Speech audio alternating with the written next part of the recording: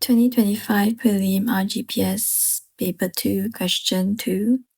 Mr. Johnson was paid for working as an assistant in the rate shown in the table. He was paid a total of $646 for working 58 hours last week. The rate for the first 50 hours was colored by ink block. How much was he paid each hour for the first 50 hours? Okay, he worked a total of 58 hours.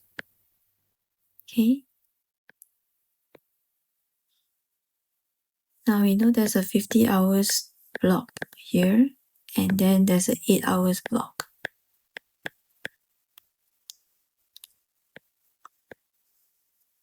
Now for this 8 hours block, he's paid $12 per hour. Okay, so $12 times 8, that gives us $96. Can we find how much he was paid for 50 hours here? Yeah, we can. So we take 646, which is the total amount he was paid, minus away $96. Okay, that will give us $550.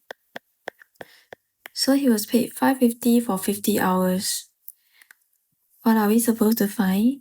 How much was he paid each hour for the first 50 hours? Now, second part of our working, we will have to take amount paid for each hour is total 550 divided by 50 hours. Okay, that gives us $11 per hour.